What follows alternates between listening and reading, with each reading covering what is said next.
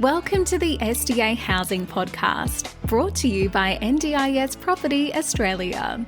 Before starting this episode, we need to provide a general disclaimer. Information contained in this podcast is general in nature only. It does not take into account the objectives, financial situation, or needs of any particular person. You need to consider your financial situation and needs before making any decisions based on the information in this podcast. And you should consider seeking independent and professional advice for your personal circumstances. All right, let's begin. Hello, everybody. My name is Minh, and I'm your co-host with two other co-hosts. Co means two. What's three then? Is there a word for three? No, I think it's just co-host. Trifecta. I've got a full trifecta. Tricos. Anyway, where was I? The SDA Housing Podcast is a show that explains, highlights, guides, and brings awareness about all things SDA in everything in this world. Debbie, Elizabeth. Hello. Hey, guys. Hello. We have no topic. No, Elizabeth's come up from Melbourne. She's spending the day in the office, so we thought we'd record a podcast.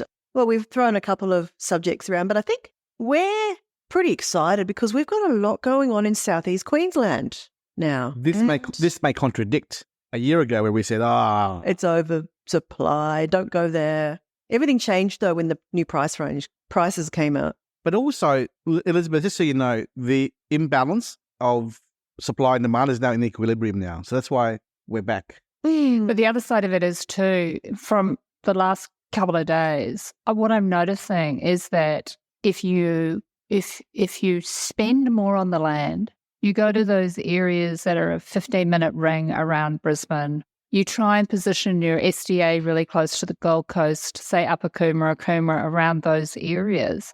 There's massive demand in those areas. No one's built there because of the land price. So you've got a saturation in areas where there's lower land price, and you've got this huge demand in these other areas. And what we're also finding is that where people have built early on and they've built inferior product, people are living in them and they want to move out. I did a SDA Unlocked a couple of months back on the Gold Coast, and I was really shocked to see the data, which was 45%, I think, from memory, of people currently living in SDA want to move. They're seeking an alternative because they're living in something that's not actually fit for purpose. So we're now at that stage with the original builds from the last few years are not meeting the demand. They're not meeting what the participants actually want. We need to address that. That's an issue. Yeah. So we just want to say that we're back in Queensland now. Even we are in Queensland, full stop, as an office. But we're really focused on working with builders who are listening. Elizabeth, don't you agree that is very important? Absolutely. And it's not just about builders that are listening. It's also about builders that are building a really beautiful quality home, because you can't build garbage and hope that you're going to get participant coverage, because they just don't want to be there. You know, they're funded. There are 5 or 6 other houses in the area. So they have ultimate choice. So what we're doing, and I guess the direction here is the relationship with these builders, where they're building really great properties and product for our SDA participants.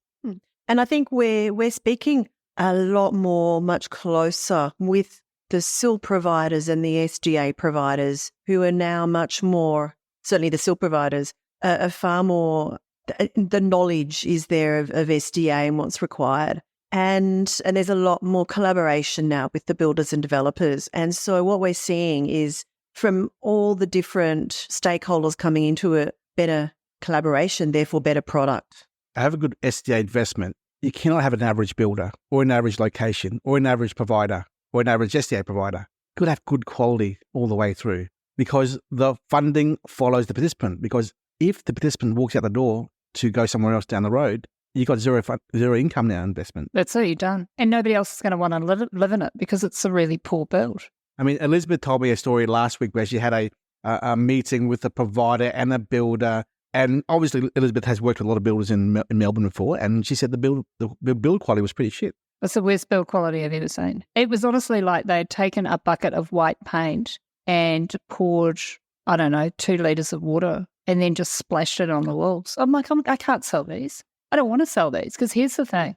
It's not about the property in today's market. It's about how it ages over that 20 years. Because at the end of that 20 years, you're going to want a property that's really held the test of time. And why would anyone want to move into a property where the tiling's not flush to the floor and the paintwork looks terrible? I mean, nobody's going to want to live like that. I wouldn't want to live like that.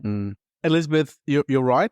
We've been seeing a lot of nobody builders turning into the market. Oh, yeah, they're all here now. And a lot of nobody providers are showing up now. So use a bit of common sense, everybody. If this provider is a startup and it is a no brand, has no presence or history in the marketplace, or the builder has no history in the SDA NDS build marketplace, question your decision as you are about to engage this cheap builder in this cheap location using cheap providers.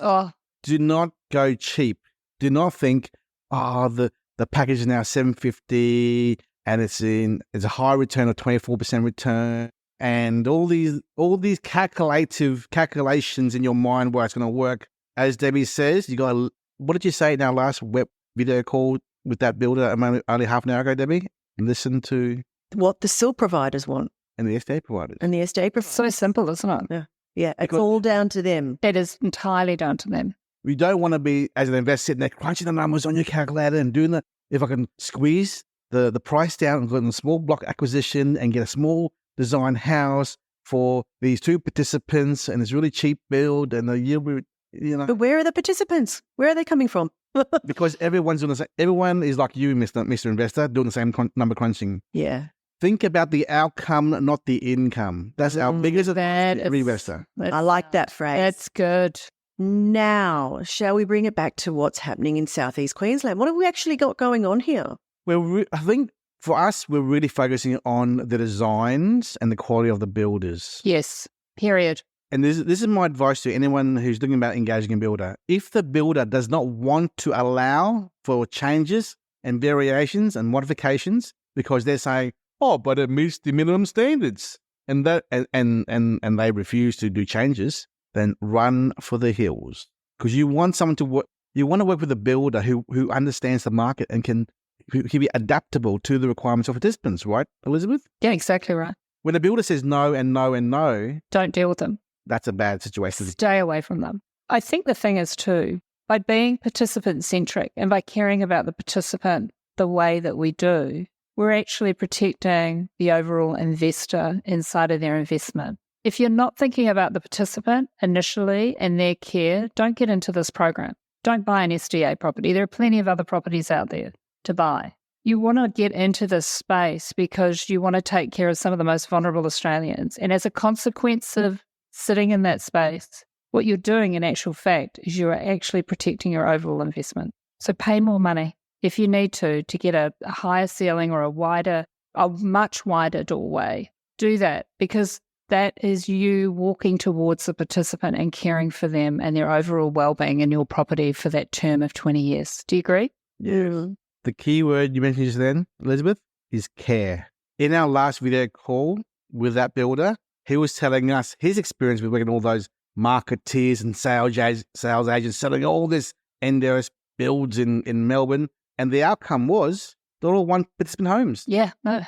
And they're the worst little builds I've ever seen. I looked at their floor plans about 18 months ago, and they were terrible. And the agents who sold it don't care. Don't care. But here's the thing. What happens is the investors look at the returns and the yields and they stop using all rational thought. That goes completely out the window. And that's why they need to be responsible for their own research. They need to participate and be actively working with us, wanting to know what the data is. They want to have a look at what the actual, even just the area profile. Debbie and I did a show a wee while ago and we talked about population trends in various different areas. Be involved in your own research as well.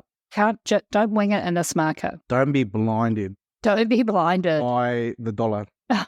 by the return, the yield. Yeah, absolutely. So if we're talking about builds, and yes, we know that they need to be quality in good areas.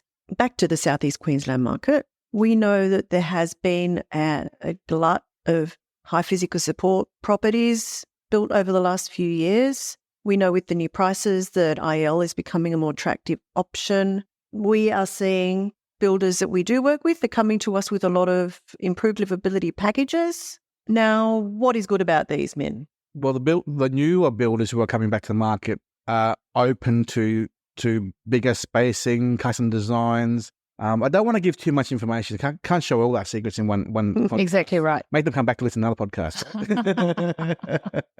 So advice is think outside the square, do something different. Do not build or design whatever else is doing out there, because you don't stand out in the crowd. And I think we should do a podcast called Future Proofing. Yeah, because we work on that. That's so critical. Just half an hour of the ideas that you can do as an investor to future-proof your property. And future-proofing doesn't mean that a physical trait to the house. Future-proofing can be the engagement of a SIL and SDA provider who are arm's length distance from each other, not a 2-in-1, both an SDA provider hat and a SIL provider hat. That's an example of a invisible trait there. So we're going to cover a lot of different topics of how to make your product, the SDA investment home, be future-proof by all these different ideas that we're going to present. And we'll go through that next few weeks. So that'll be a different topic. Yeah, that's my favourite one, because we often have conversations with clients about that.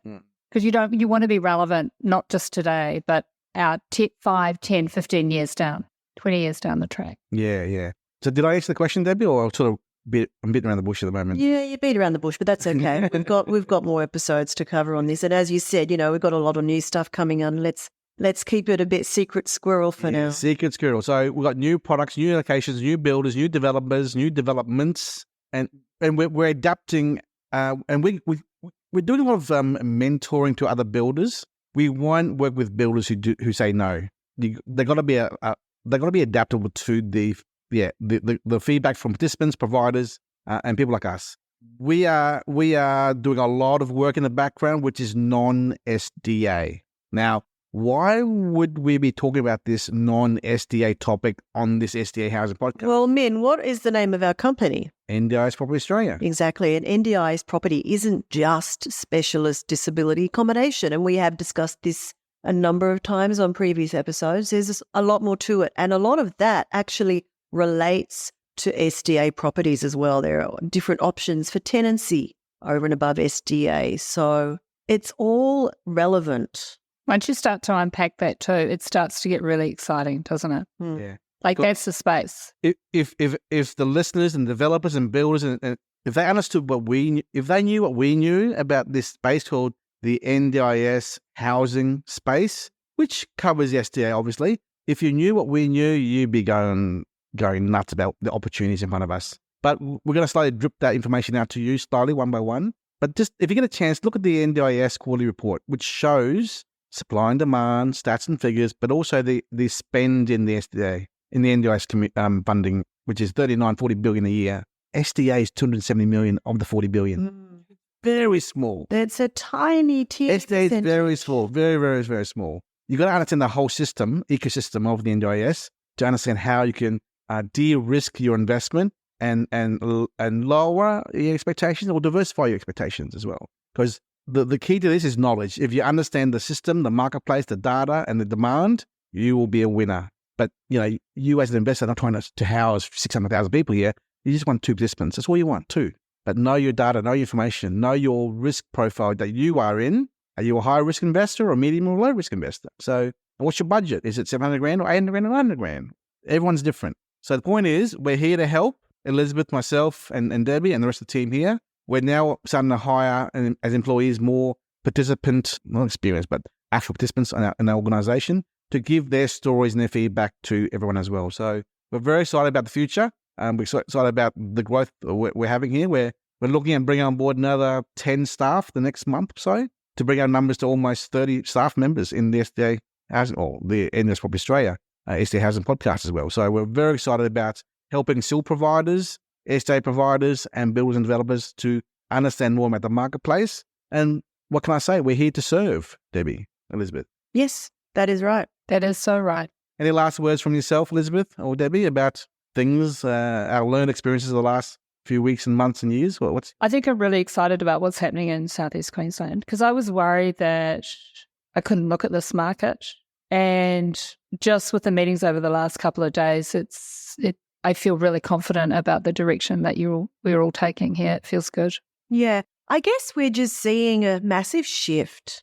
I've just been looking at the latest quarterly data and it's, there's some movement there in terms of pipeline. Figures have gone up again in different areas. But I think we've now come out of that lull period post-COVID when everything just went to shit in South East Queensland, particularly with the building industry. Things are moving, things are happening, the price guide changed things, and there's just a real shift in the market in general, not just in South East Queensland, but everywhere. But it's just really exciting. Yeah, indeed. As always, we welcome anyone to come on board our podcast to be interviewed. If you're a SIL provider, participant, or an SDA provider, or an investor, we're always keen to learn ourselves, ideas or concepts which have not been implemented or been published out there. We love to talk to everyone out there if we can. And please email us your requests for topics to be covered on info@ndis.property, or call our office, talk to Debbie on 1300 254397 on any NDIS, SDA, SIL, respite topic you want, because we're here to serve, we're here to help. And let us know if you want some help. We'll fly to you in Melbourne or Sydney or Adelaide or Perth, and we'll do what we can to help the people out there who are developers, builders, and participants and investors as well. Yeah. Thank you so much, ladies. Thank you for coming along the show, and let's follow up in a few weeks' time with a topic of future-proofing. Yeah, future-proofing. Yay. Yeah. Thanks, Minh. Thank you. Thanks, Minh. We hope you enjoyed this episode. Please make sure you are subscribed and following us so you can keep in the loop with all of our upcoming episodes. We would really appreciate it if you could leave us a 5-star rating, a written review, and to share this podcast with those that could benefit. Until next time, catch you on the next episode.